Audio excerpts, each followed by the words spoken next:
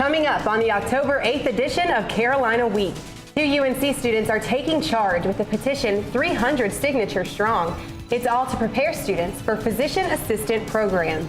This controversial vehicle is new to the Chapel Hill area. It's for the police department. Find out how it got here and how the police use it. And UNC strives for handicap accessibility, but how does our campus grade out on that front? Carolina Week starts right now. From the UNC School of Journalism and Mass Communication, covering Carolina in HD, this is Carolina Week. Carolina is known for its strong medical graduate programs, but how do the undergrad prep classes stack up? Hello and welcome to Carolina Week. I'm Kristen Ruffin. And I'm Anissa Jabbar. A growing movement on campus is pushing for a change in one particular part of the science curriculum. During the next 10 years, physician assistant jobs are expected to grow by 38%, compared to a national job growth rate of 11% across all categories. But UNC students are finding themselves unprepared to succeed in this growing industry. Susanna Black reports. UNC needs to have the classes that students need to take. A seemingly simple request that juniors Renee Cronlodge and Morgan Marin have found isn't so simple for students hoping to go to PA school. Every single PA program in the country actually requires a 2-course sequence of anatomy and physiology. But UNC only offers one, making it almost impossible for hopeful pre-physician assistants to meet their requirement. We find that completely unacceptable at a top-ranked university. So Cronlodge and Marin decided to take action by starting a petition demanding the university offer the 2-course sequence. We started out thinking, okay, we need to get some power behind this, but we didn't realize exactly where this was going to need to come from. That isn't a question anymore. They've already gathered 300 signatures. We've received support from all over. It's been incredible. Pre-health advisor Rena Anderson says the 2-course sequence will help students immensely. For the students who have done the combinations available to them here at UNC, they may not be as competitive when applying to those programs. These two had to travel to other universities to fulfill their credit. I would like other students not have to go through the same struggle. Now they want to ensure others don't have to. This is our heel print. Like, this is what we're going to leave here if this becomes a reality and this course is offered from here on out. In Chapel Hill, I'm Susanna Black reporting. UNC's physician assistant program is expected to begin in 2016, and it will also require 2 courses in anatomy and physiology. The subject that surfaced in Ferguson, Missouri has made its way to a discussion in the Chapel Hill community. Reporter Mary Alice McMillan is live at the police headquarters in Chapel Hill. That's right, the focus here is an armored vehicle, one that's been causing a lot of controversy here in the Chapel Hill community. It's this piece of equipment that has been sparking questions in and around Chapel Hill. But what exactly is it?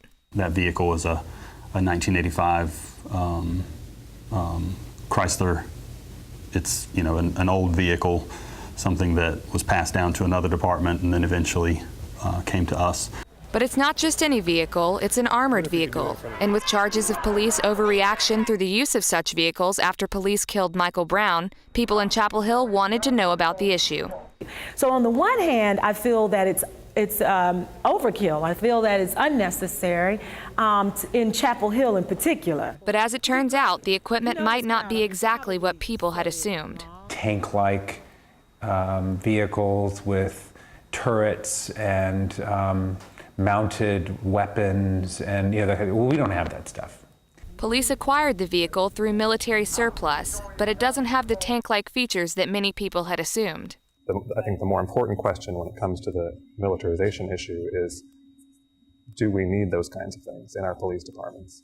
And the general consensus for police seems to be it's better to be safe than sorry when it comes to protection. You know, it serves a purpose. We would much rather have it and never use it than need it and someone lose their life because we didn't have the ability to get to them. And although the Chapel Hill Police Department and government feels confident the vehicle serves a defensive purpose alone, the discussion might have been fruitful for the community as well. I think that there is an opportunity for us as a town, including our police department, to take some lessons from what's going on now around the country. Chapel Hill police want to make it clear that they have not acquired weapons from this military surplus program. And while it makes sense for citizens around the United States to be worried about police militarization, the fact of the matter is it's just not happening here in Chapel Hill. That's Mary Alice McMillan live from Chapel Hill Police Headquarters. Thanks, Mary Alice. U.S. Senate candidates Kay Hagan and Tom Tillis continue to spar. The two participated in their second debate Tuesday night, and some UNC students are determined to get others ready to vote. If you've been in the pit this week, you've probably either seen or heard students asking if you're registered to vote. The election is less than a month away, and this is the last week to register if you want to vote on November 4th. Students from various organizations on campus have been helping other students fill out voter registration forms so they can vote and let their voices be heard in the very important midterm election. The balance of power in the Senate is at stake. The deadline to register in North Carolina is October 10th, only 2 days from now. Election officials expect about a 40% turnout. Only 23.5% of voters ages 18 to 29 voted in the 2010 midterm election. That's less than half as many as voted in the presidential election in 2012. Altogether, voters aged 18 to 29 represent about 20% of the voter turnout in North Carolina. Some Carolina students are biking the 7,000-mile trek to Uganda without leaving the pit. Bike to Uganda is an annual event that raises money for a new primary school in Uganda. Every dollar raised goes straight to the build. Give $5 and you can bike anytime all week from 9 a.m. to 8 p.m. Sign up with friends or bike alone. Either way, the group encourages you to join the journey because biking today is building tomorrow. Tired of the dining hall? You might want to check out this alternative lunch option where you can eat and give back to a nourishing cause. Every Wednesday from 10 till 2, students can pay $4 for a meal in the pit that includes cornbread, rice, and beans. Nourish International provides the lunch. The UNC group partners with communities to make a lasting impact on extreme poverty. Students can grab a bite to eat and feel good knowing that all profits go towards the group's international service project. And for $30, you can buy a meal plan for 10 meals, perfect for sharing with friends. More than 700 students at UNC come to school with either a physical or mental disability. When they decide to enroll, the Office of Accessibility Resources and Services makes it their mission to ensure that their college experience is a fulfilling one. Grace Rayner reports.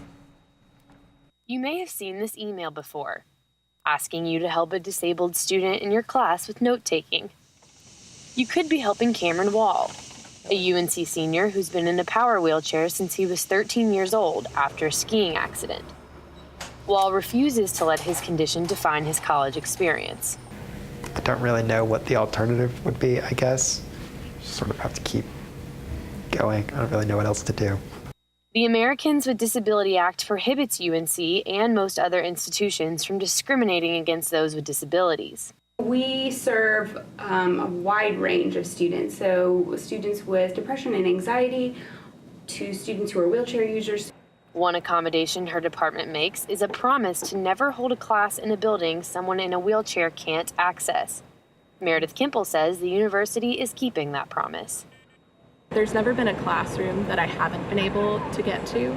Another guarantee, those with physical disabilities can live on campus.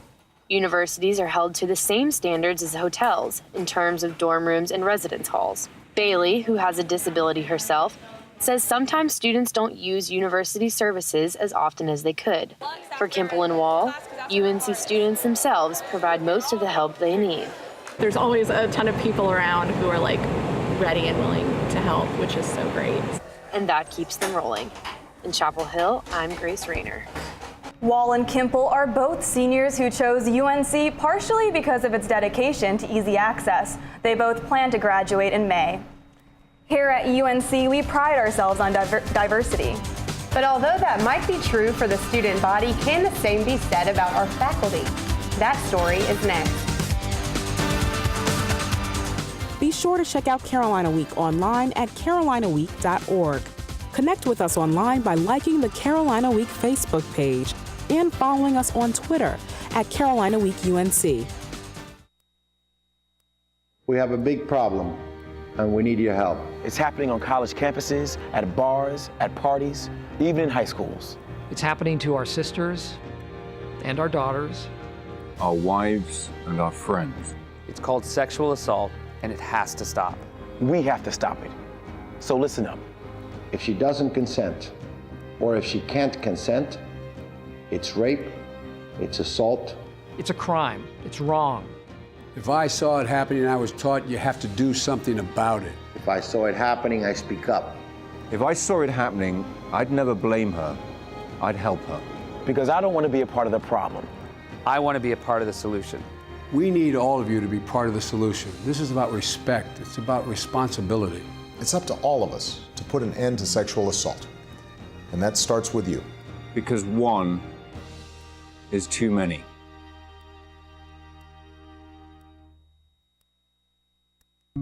People think I'm trash, but they're wrong. Today I'm just an aluminum can, but one day I could be a stadium.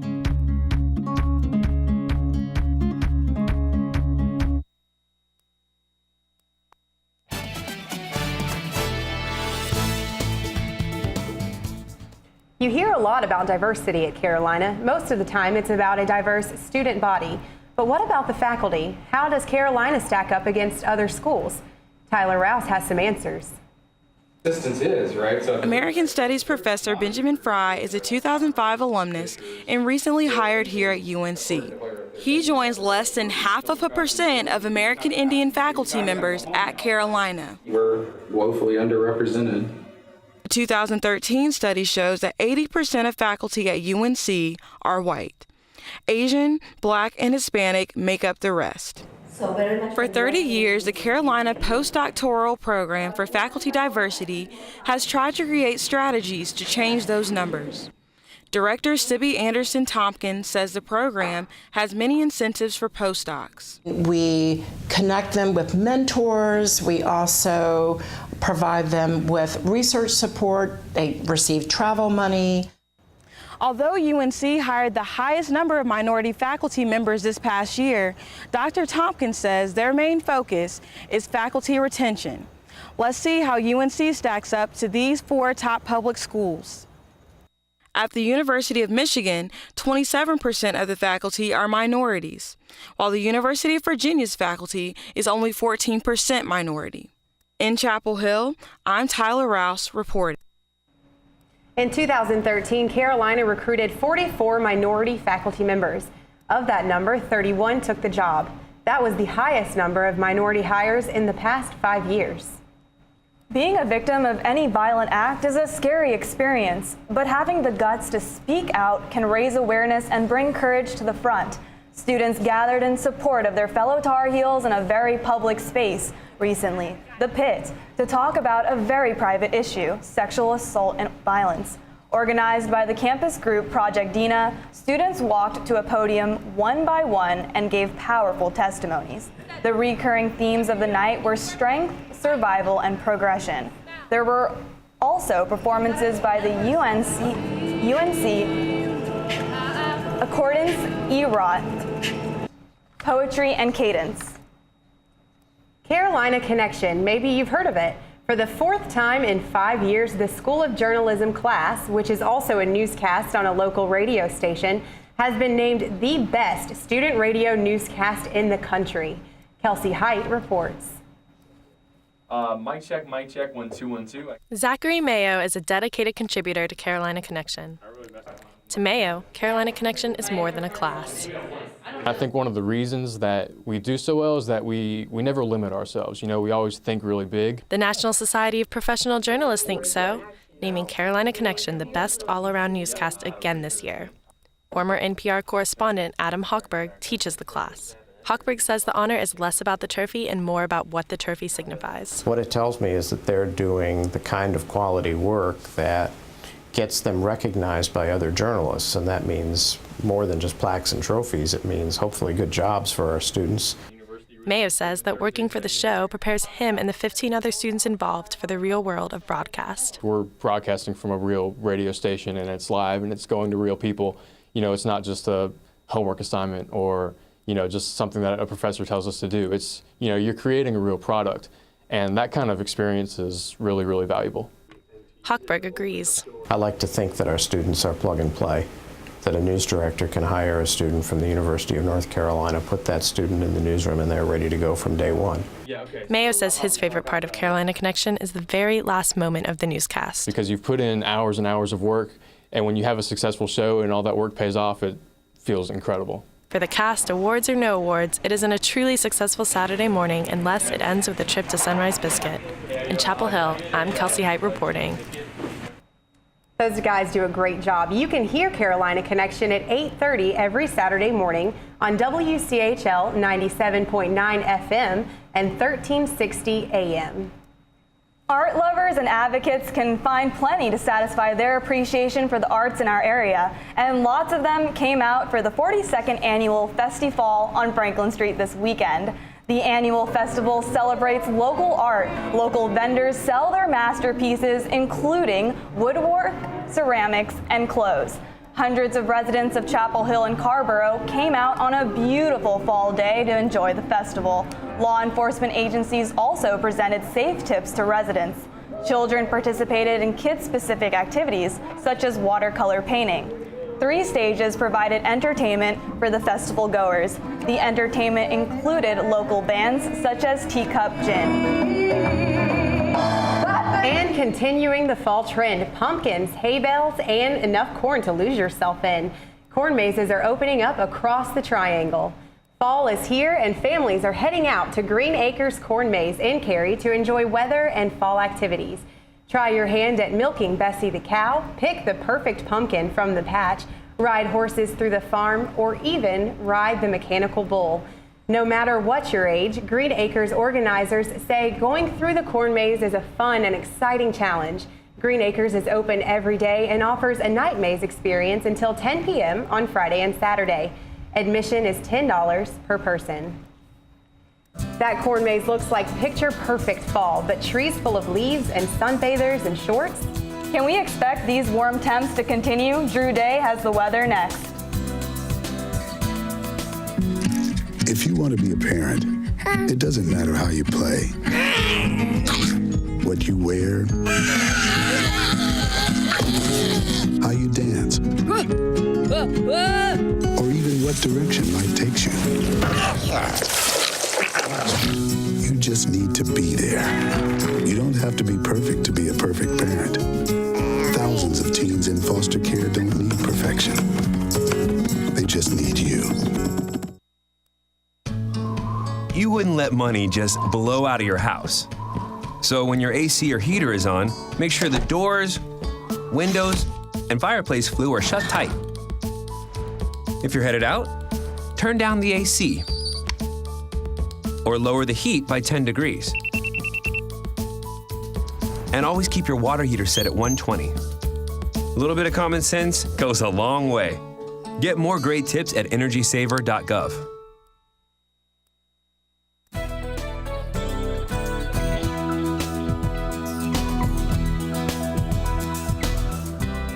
I'm Drew Day. We have plenty of sunshine across the state today.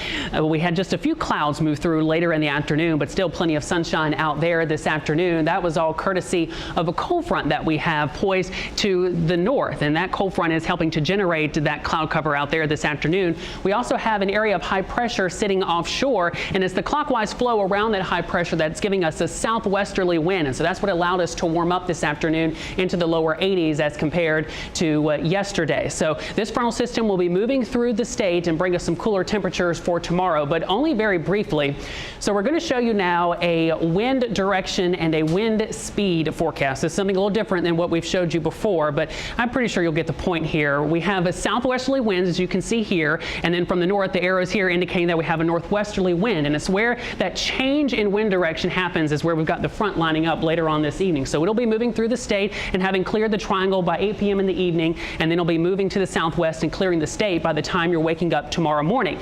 Now, this is also sort of what we call a wind vector. So the length of the arrows are proportional to the wind speed. So the shorter the arrow is, the weaker the wind, and the longer the arrow is, the stronger the wind. So this is sort of an easy way to graphically represent our wind speeds. And so the wind is really going to be the most exciting thing about the next couple of days here. As you're waking up Thursday morning, we'll have a stronger wind offshore, a little bit lighter here over the state, but waking up to temperatures a little bit cooler in the lower 50s tomorrow. So chilly as you're waking up tomorrow morning as a result of this northerly wind. But as we head into the afternoon, the wind will lighten up a little bit, and that'll keep temperatures down into the upper 70s due to the cold air coming down from the north. And then tomorrow evening, our winds will shift directions once again, and they'll be coming out of the south. So that will help us to warm up Thursday evening, and that southerly wind will continue throughout the overnight period, so that by the time you're waking up Friday morning, we'll be waking up to temperatures in the 60s instead, and then highs will make it into the lower 80s. And really, that wind continues right on through the weekend with the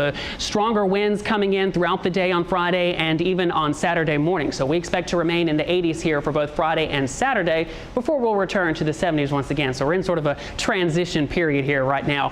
53 for tonight, partly cloudy skies, again chilly out there, so take a jacket with you if you're headed out. Tomorrow afternoon, we'll be making it into the upper 70s, partly cloudy and light winds over the area. As you're waking up tomorrow morning, temperatures will be around 54, 70 at lunchtime, and then 66 by 8 p.m. in the evening. So as we take a look at the 5-day forecast, after a brief cool down tomorrow, we will return to the 80s for Friday and Saturday with a small chance of rain on Saturday to the north. But around here in the triangle, I think we'll be dry. But then we'll be back into the 70s for Sunday with 73, and then back to near 80 on Monday. So sort of a wild forecast here these next few days. We're at that time of year where you walk out in the morning wearing one thing, and then by the end of the day, you wish you didn't have that jacket and long sleeve shirt on. Yes, this is one of those weeks you have to pay attention to the forecast. Well, keep those 80s coming. Yes, I'm enjoying them. Thanks, Drew. All right, Thank you're welcome. you. Don't you hate it when professors drone on in class?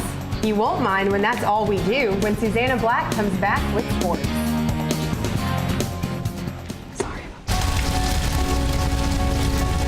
A single ember from a wildfire can travel over a mile. That ember can ignite and destroy your home or community. You can't control where that ember will land. Only what happens before it does. Visit fireadapted.org to learn how you can help protect your community from wildfires. Do you think he's on his way? He doesn't even know that we're here. Is he okay? Please tell me he's okay. Laura. Okay, try to call him again. There's no signal. Try! Nothing's working. Well, just Everything's down. This is so bad. He's out there by himself. Make sure you know where to find your family in an emergency. Start your plan at ready.gov.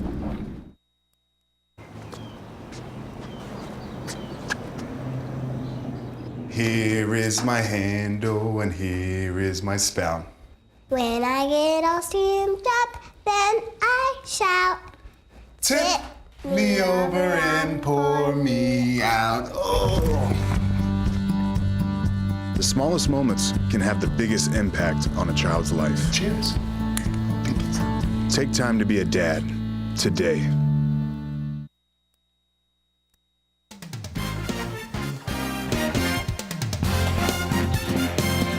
Welcome back to Carolina Week. I'm Susanna Black with sports. UNC basketball is back, kicking off with last week's Late Night with Roy event, where the Tar Heels showed off some of its flashy potential. But to Coach Roy Williams, the one thing the team lacks is proof.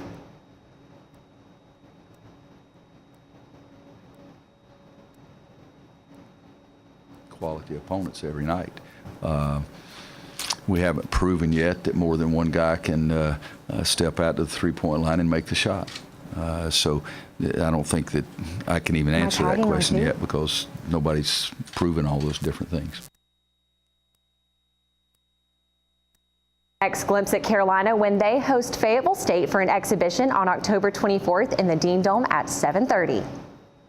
Things are looking better for the men's soccer team. The Heels hosted the Campbell Camels Tuesday night.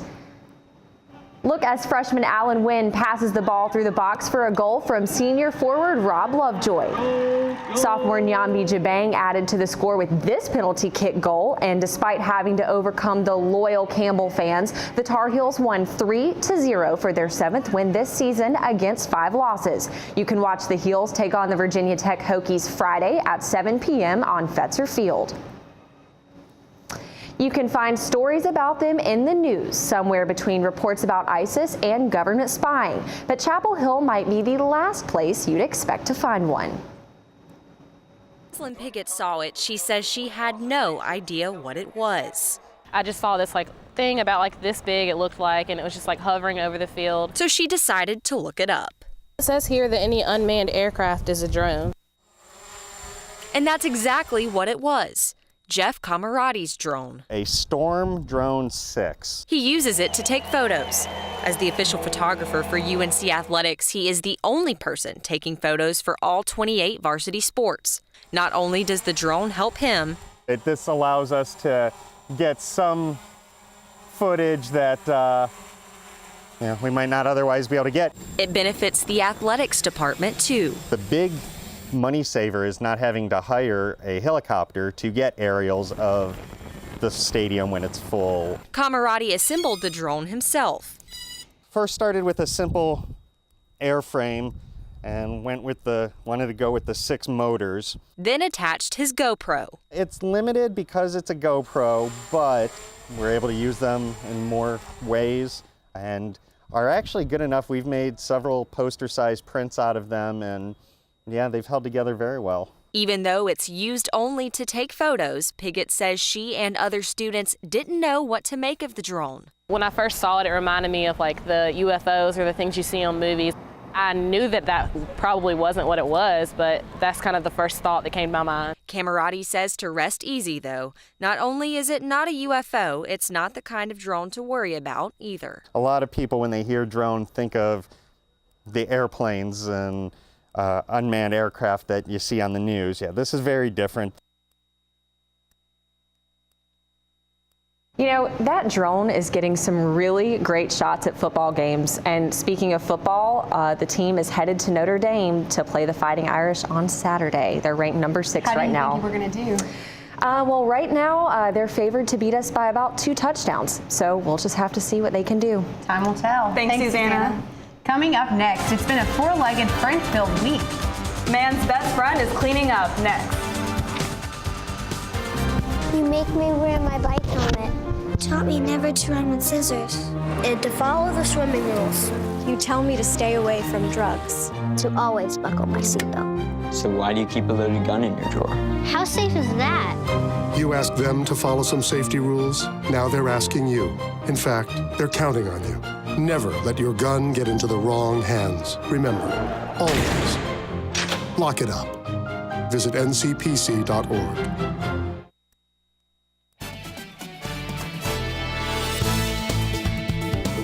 Splish splash, we want clean pets, right? Many pups took a bath this weekend. It was like a spa day for dogs. The Carolina Basset Hound Rescue, a nonprofit organization, held its dog wash event at Unleashed in Raleigh. Volunteers helped give baths, did nail trims, and gave air cleanings to dogs of all shapes and sizes. After their bath, each dog received a good blow dry before going home. All proceeds went to the organization to help rescue, rehabilitate, and rehome unwanted basset hounds. It was Pause for a Cause today as one club helped to brighten Students' Day and advocate for a special cause. UNC's Helping Paws put on Puppies in the Pit to help spread awareness about the Orange County Animal Shelter. Maggie, a pit bull terrier mix, was a huge crowd pleaser with many students coming up to pet her in between classes. The club also helped raise awareness for Mental Health Week and an initiative to eliminate the stigma of mental illness. Maggie, along with many other dogs, is available at the animal shelter off of Eubanks Road. And you know, we did a package last week, I think, where dogs actually alleviate stress for people. And they do, and you know what? The park library has puppies that come in during finals. I think maybe midterms. I'm not sure, but I do love when the puppies do come to campus. Lots of happy animal resources at UNC. That does it for this edition of Carolina Week. Thanks for watching. Good night.